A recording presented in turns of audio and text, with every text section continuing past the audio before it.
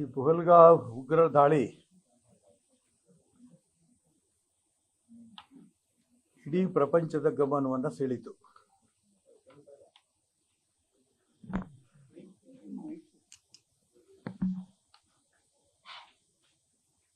ಒಂದು ತುಂಬಾ ಸ್ಪಷ್ಟ ಆಗಿತ್ತು ಅಂತಂದ್ರೆ, ಈ ದೇಶದ ಪ್ರಧಾನಮಂತ್ರಿ ನರೇಂದ್ರ ಮೋದಿಯವರು ಸಿದ್ಧಾಂತದ ನಾಯಕರು. ಇದು ಒಂದು ತೀರ್ಮಾನ ಆಗಿದ್ದು, ಒಂದು ವಿಶೇಷವಾದ ಅಂಶ.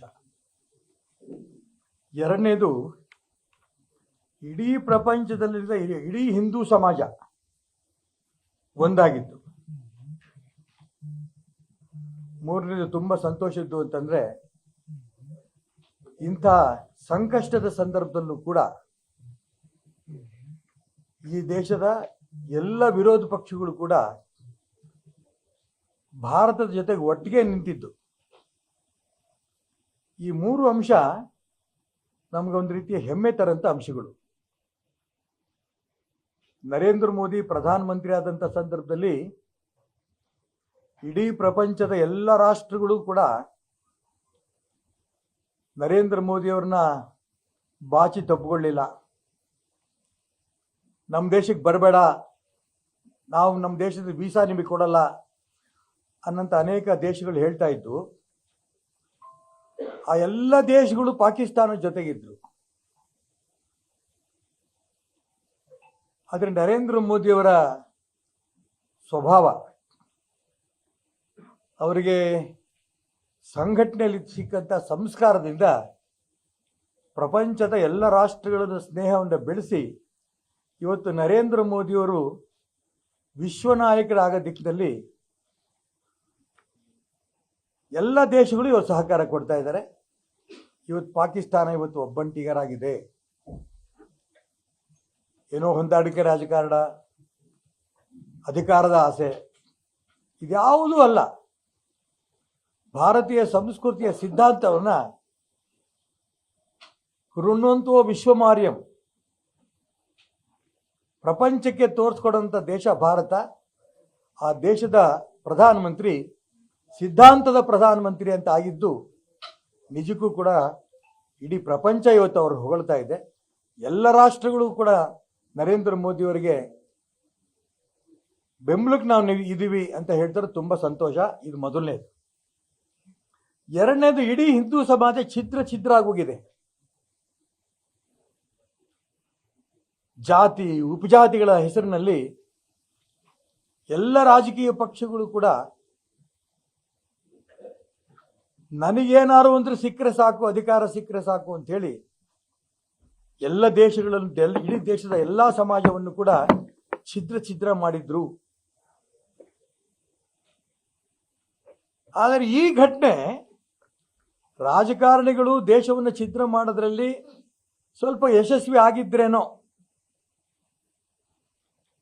ಆದರೆ ಈ ದೇಶದ ಹಿಂದೂಗಳು ನಾವೆಲ್ಲರೂ ಕೂಡ ಭಾರತ ಮಾತೆಯ ಮಕ್ಕಳು ಅನ್ನೋದನ್ನ ಈ ಘಟನೆ ಮುಖಾಂತರ ಇಡೀ ಪ್ರಪಂಚಕ್ಕೆ ತೋರಿಸ್ಕೊಟ್ಟಿದ್ದು ತುಂಬಾ ಹೆಮ್ಮೆಯ ಸಂಗತಿ.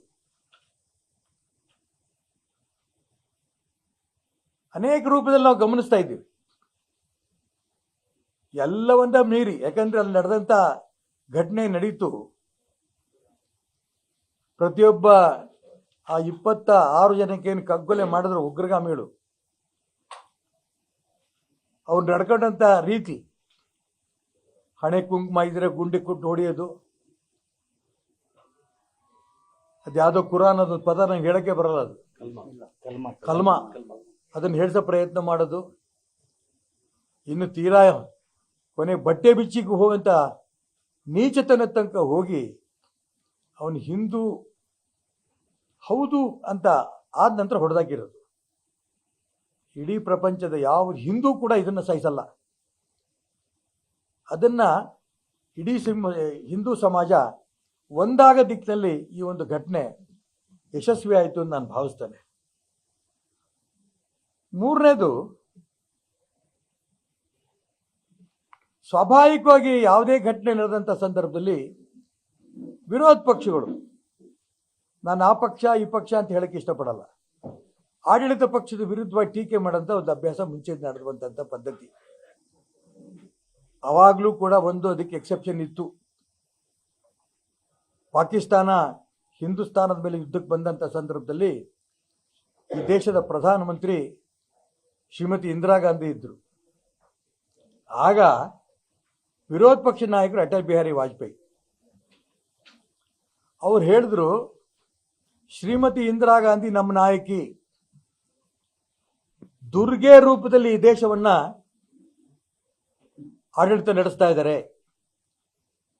ಅವ್ರ ನಾಯಕತ್ವದಲ್ಲಿ ಇಡೀ ದೇಶ ಇವತ್ತು ಒಂದಾಗಬೇಕು, ದೇಶವನ್ನು ಉಳಿಸಬೇಕು, ಪಾಕಿಸ್ತಾನವನ್ನ ಸದೆ ಬೆಡಿಬೇಕು ಅಂತ ಹೊರಟಂತ ಒಬ್ಬ ವಿರೋಧ ಪಕ್ಷ ನಾಯಕನ ಅವತ್ತು ನಾವು ಕಂಡಿದ್ವಿ. ಅದು ಈ ಬಾರಿ ನಾನು ಈ ಸಂದರ್ಭದಲ್ಲಿ AICC ಅಧ್ಯಕ್ಷರಾದ ಮಲ್ಲಿಕಾರ್ಜುನ್ ಖರ್ಗೆ ಅವ್ರನ್ನ ನಾನು ಅಭಿನಂದನೆ ಸಲ್ಲಿಸಕ್ಕೆ ಇಷ್ಟಪಡ್ತೇನೆ. ಮೊದಲನೇ ವಿರೋಧ ಪಕ್ಷದ ನಾಯಕರಾಗಿ ಅವ್ರು ಹೇಳಿಕೆ ಕೊಟ್ಟರು, ಈ ದೇಶ ಇವತ್ತು ಒಂದಾಗಬೇಕಾಗಿದೆ, ಕೇಂದ್ರ ಸರ್ಕಾರ ಯಾವುದೇ ಕ್ರಮ ತಗೊಳ್ಳಿ ನಾವು ಅವ್ರ ಜೊತೆಗಿರ್ತೇವೆ. ಇದು ಇಡೀ ದೇಶದ ಜನರು ಒಂದು ರೀತಿ ಸ್ಫೂರ್ತಿ ಕೊಡ್ತು. ಹೀಗೆ 3 ಅಂಶ ನನಗಂತೂ ಮೊನ್ನೆ ನಡೆದಂಥ ಘಟನೆಯಿಂದ ಒಂದು ರೀತಿಯ ಪ್ರೇರಣೆ, ಸ್ಫೂರ್ತಿ ಈ ರೀತಿ ನಡೆದಿಂದ ಅವೆಲ್ಲ ಕೂಡ ಕಂಡಿದ್ದೇವೆ.